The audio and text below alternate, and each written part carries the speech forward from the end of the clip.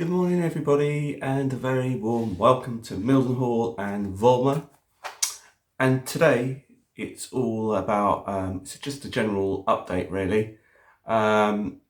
It's just to do with some new bits that have arrived, some bits to be used and some things that I've done. So we're going to start with some of the bits that have arrived. Now, as many of you know, I did say I'm going to be starting a Class 60 project, and basically I've got 5 60s and a 73 to do.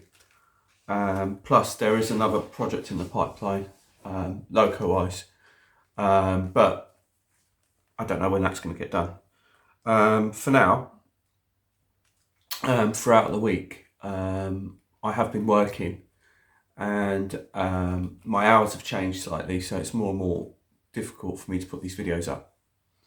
But nonetheless, during the week, bits and pieces have been turning up for my project, or projects I should say, and also for other bits and pieces that have also turned up on the layout, which I'll also show you. Now, like I said, I've got these Class 60 projects on the go, and last week I think I showed you some bits for the 73, and I also showed you some bits for 60, including LEDs. And this week I've got some more LEDs. So these are a pack of 20 that I bought. They are yellow LEDs. And also what's arrived is a socket, which is probably quite hard to see, but it's an 8-pin socket. I don't know if you can see. Yeah, you probably can see it like that. So that's an 8-pin socket, and that is to hardwire a DC locomotive to convert it to a DCC locomotive. Now you can buy, and I'm sure somebody will point this out, so I'll sort of put it in there first. You can actually buy all-in-ones already with the chip already to be wired direct to the motor, so you don't need the socket. You can bypass the socket. But for me, I don't like that configuration, just purely because it gives you more options to have a socket. It's a bit more expensive because you have to buy the socket and then you've got to buy the chip to go into the socket, as opposed to buying a chip already pre-wired that you can just wire direct into the locomotive and get it running straight off the bat. It is a matter of personal choice, but I always prefer to go down this road by buying the socket and then buying the chip separately. The reason is very, very simple. Basically, if anything goes wrong with the chip at some point, you don't have to go desoldering everything. You know, as long as the socket is fine and it's a problem with the chip, you can just swap the chip straight out with no soldering and desoldering and having to go through the wiring again.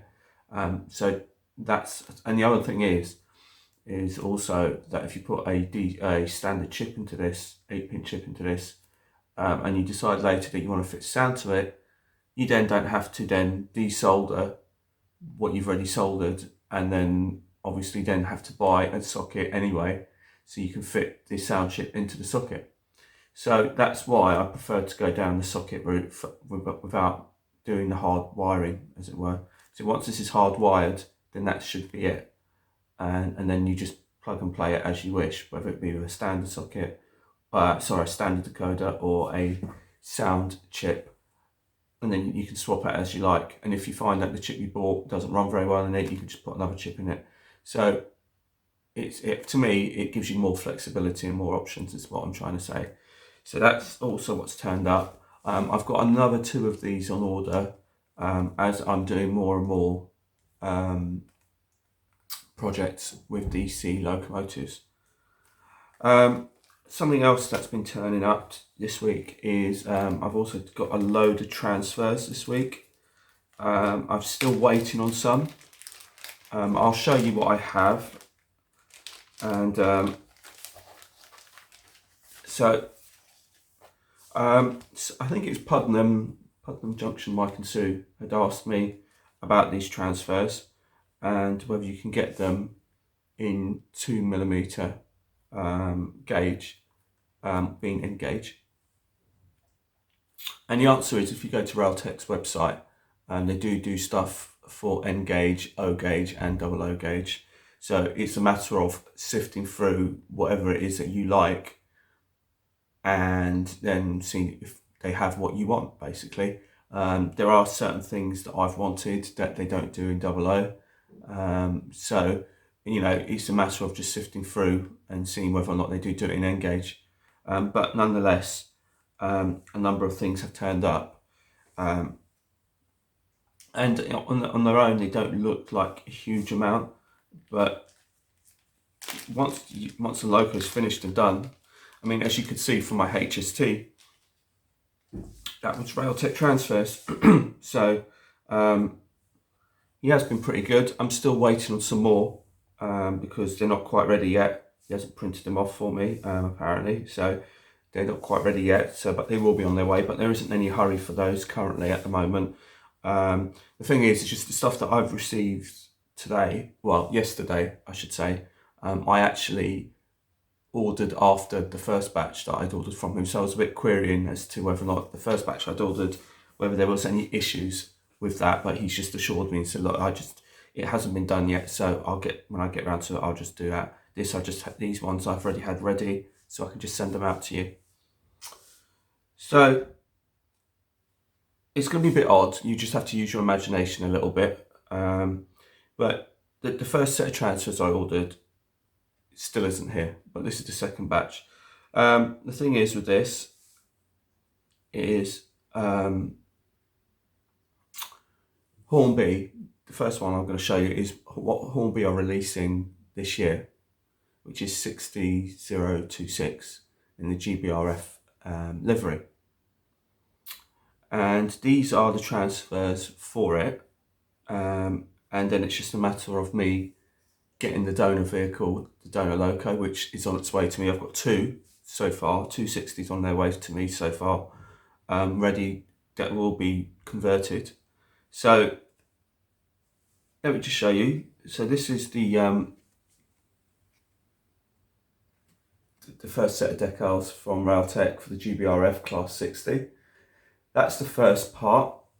I've also got the branding and banding for the bottom of that livery for the Class 60, or for that particular set.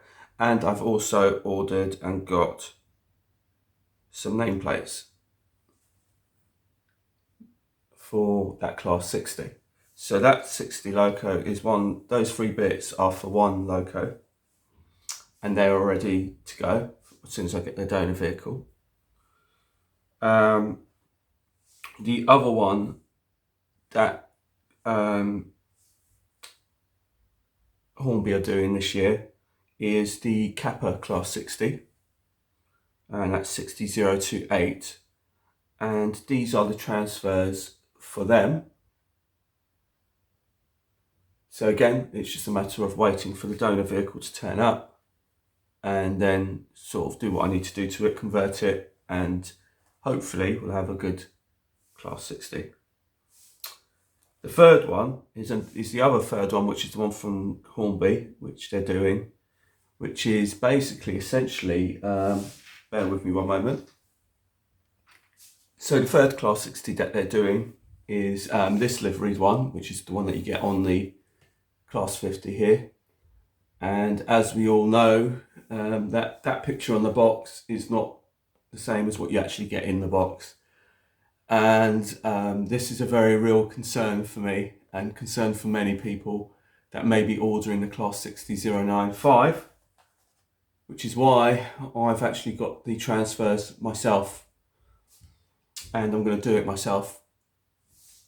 Again, I don't trust Hornby to get the blue right, and I could be wrong. They might have figured it out and they might do it, but I'm not going to wait and see till September or August or whenever it's due in the summer sometime, whether or not it's going to be right or not.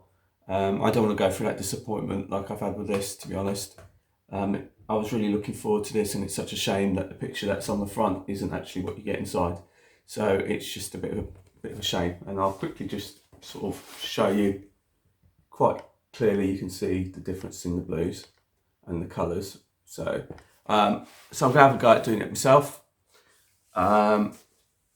So that's the third of my locos, of my 60s. I've got another set of 60 transfers that haven't arrived, like I said.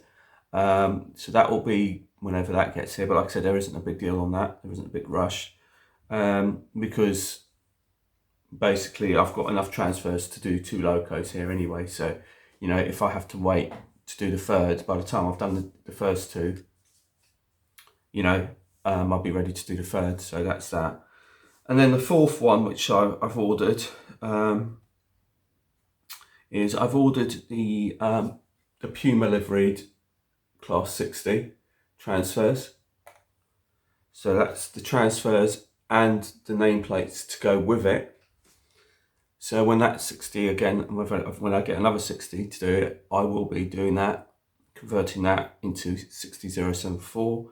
So I've got quite a few conversions to do, but it's something that I enjoy doing very much. So it's not a case of, you know, just doing it for any other reason apart from the fact that I actually enjoy doing it and I like to see what the results are going to be. I'm going to go to town with one of the 60s, I think. Whether I do it to all of them, I don't know. But there's a question that's bugging me. This £188 that Hornby have got on their website for their Class 60 for a standard DCC ready 60. Can I get an all singing, all dancing Class 60 for under that price? With all the features that I want, that the Hornby 60 doesn't quite have. Don't get me wrong, that Class 60 from Hornby is an absolutely superb locomotive. There's absolutely nothing wrong with that at all. But I'm just thinking we're getting to a point now where the prices are so steep or going up so much that I'm thinking that I could get a lot more for my money if I do it myself. So that's what the big 60 project is going to be about. So next comes some more transfers that I ordered. And I also ordered a tractor unit. Now, a little while ago, on my last video, I showed you my trailer that I had, that I was going to convert into a Sainsbury's trailer and a Sainsbury's unit. And I'm pleased to say that I've done that. The decals arrived yesterday, and that was like a little mini project that I was doing last night. And it wasn't without its flaws, I have to say, and I have to warn you about these things, because if it's something that you are intending on doing, then you got to be aware of it. Basically, I'm pleased with the results that I've achieved with the trailer, but there were some issues, and it has to be said. So I ordered this from eBay. There was a seller on eBay, and I was after some transfers for Sainsbury's, for Sainsbury's trailers. I just felt it was more appropriate for the layout than what was on the trailer. So I tapped it in as a search on eBay, and it come up with this chap who basically does these transfers or self-adhesive stickers for the trailers. Now, it's not just Sainsbury's. He does other. I know he does DHL for one, and I know he does quite a few others. And it comes on an A4 sheet like this. Now, obviously, you can see it's all missing. I mean, those are the bits for the back, and then there was also some bits for the front, but I didn't use the bits for the front or the top. There was a roof as well that you could stick on as well. All I was interested in was just the sides and the back. I wasn't interested in the roof because I didn't want the sticks to peel off, which I'm hoping they won't do. And also the front, because the front's got the curved refrigeration unit, which I'll show you shortly. The problem that I had with this is basically it's oversized. It did say on the listing that it was for 176 trailers, Oxford. So naturally, I just thought it'd be and it said it was stickers, so I clearly just thought you just peel it, stick it on and be done with it. But it turns out it wasn't the case. And it turns out that all the stickers were all oversized. So they had to be kind of cut down and redone in order to fit onto the trailer. They weren't oversized by a huge amount, but enough that you did have to kind of chop and change it in order to get it to fit.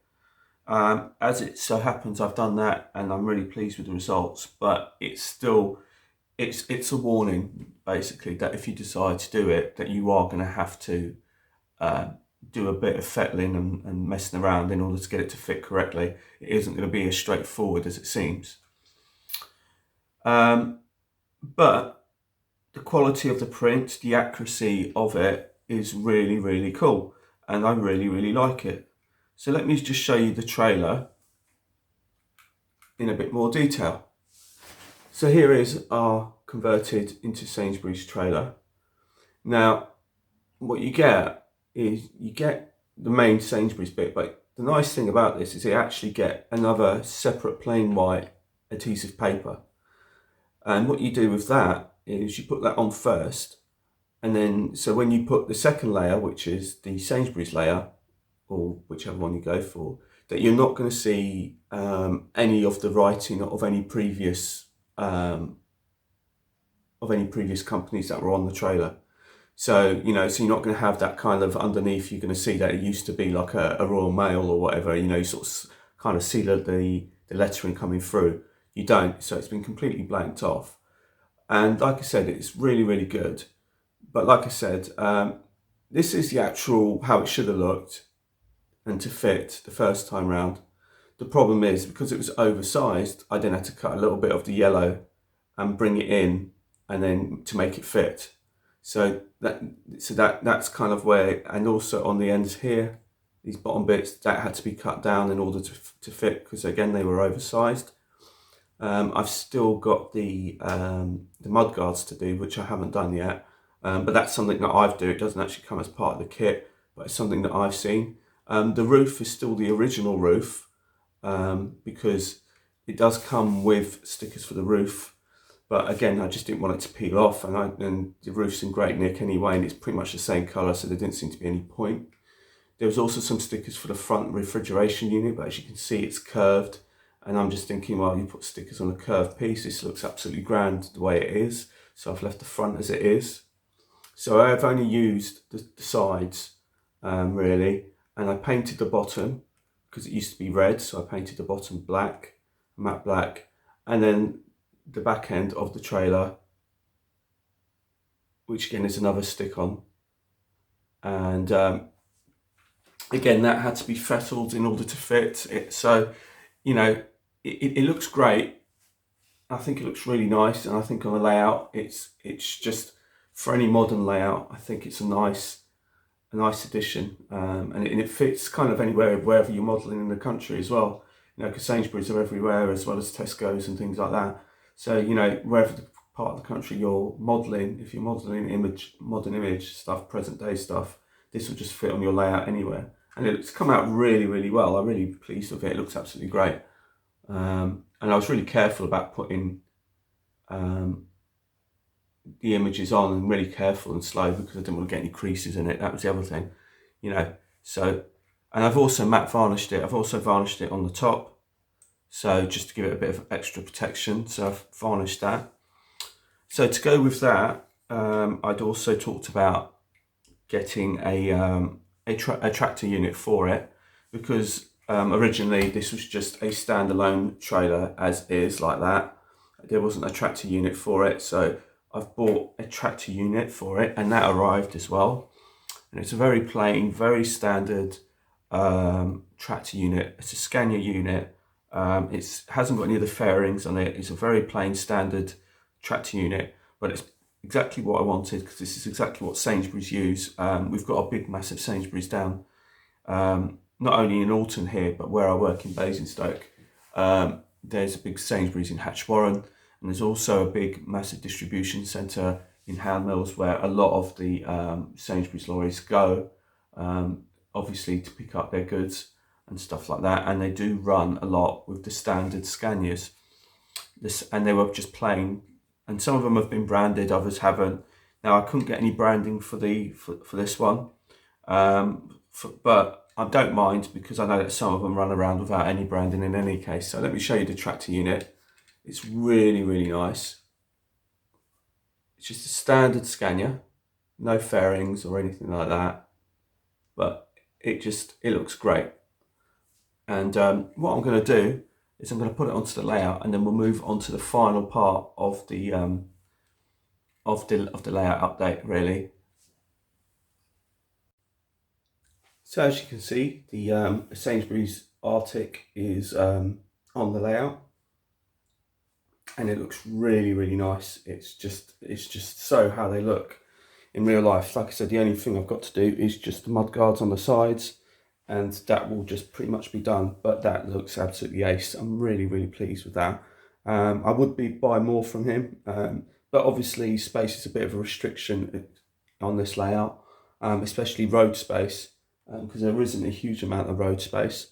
But like I said, it looks absolutely fantastic. I really love it there. It looks really great, and it's just the standard one, because like I said, I wanted that plain standard one without the fairings, because I do have a couple of, well, actually I've got about, I think it's 3 of them. Yeah, 3 Scanias with all the fairings and everything like that. So you can see how different it is, and it's quite nice just to have a slightly different variety. As you can see here, we have this Scania here, which is kind of done by Michael for me. And you can see it's got all the fairings round, and it's a lot higher at the front. So it's a lot more snazzy than the standard Sainsbury's one. But that's exactly what I wanted. So you can just see the subtle differences, but it is a difference nonetheless, and it looks great to have these various lorries around. So I'm really quite pleased. As you can see here, we've got my DAF on the left and my Mercedes Actros on the right. So these are another couple of other lorries, Arctics, on the layout.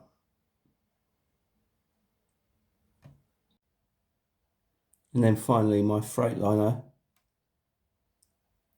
lorry, which is again another different type. This is actually available from Oxford Diecast. Well, I don't know if it still is now, but this is in the new Freightliner colours.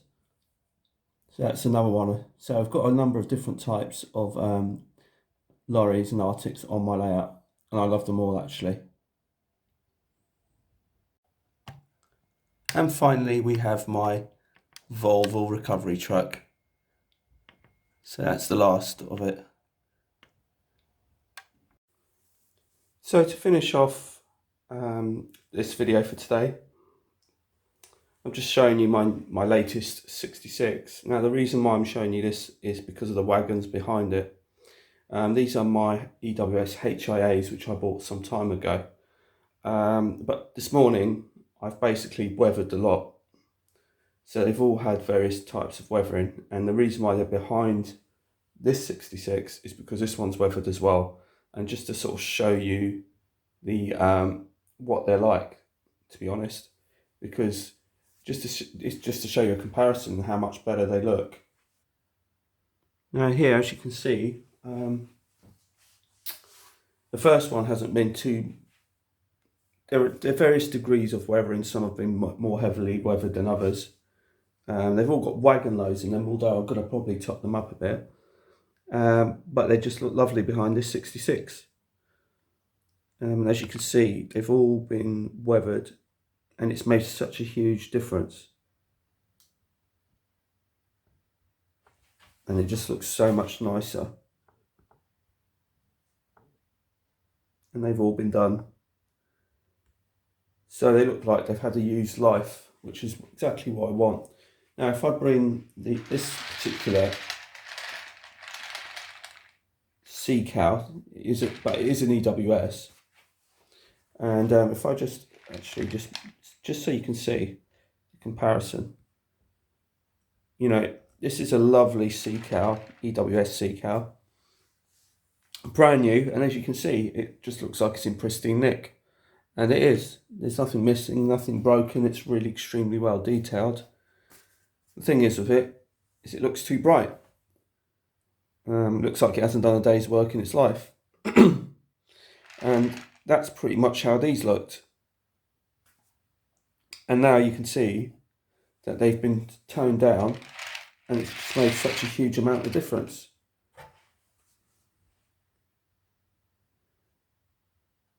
It just looks great. I'm absolutely over the moon with these, and it looks so well, and it goes so well with my weathered 66 as well, because it's pretty much identical. And it's nothing too fancy, nothing too exciting, just a light dusting, and it's just made an absolutely enormous amount of difference, and I'm really pleased with it. So this concludes the end of today's video. I hope you've enjoyed it. I'm really pleased that despite the fact that I'm still waiting and I'm itching to get on with my projects, my Class 60 projects, it's good that I've managed to sort of keep going in between. Like I said, the problem is with my work at the moment is that my structure on my rotor's changed, which means that it has affected my railway somewhat, because I'm having less time to myself to be able to do stuff on the railway. So inevitably, things are going to take a bit longer. But hopefully, you know, where there's a will, there's a way, as it were. So once all the bits start coming together, hopefully I can really get into this, into these projects and really start. I really want to go to town on one of these 60s and do it up as best as I can, and just to see how much it's going to cost me to get to that point, and whether or not that's actually still cheaper than the £188 that that Hornby have got on their website for a DCC ready Class 60. And then, like I said, the other 60s won't necessarily all go that same way. Some might just stay with just a standard chip. Others might have sound. Others might go further. So it all kind of depends as to where I want to go. But we'll delve into that as we start that series. So until the next time, it's bye from me. So bye from Milton Hornformer. Bye-bye.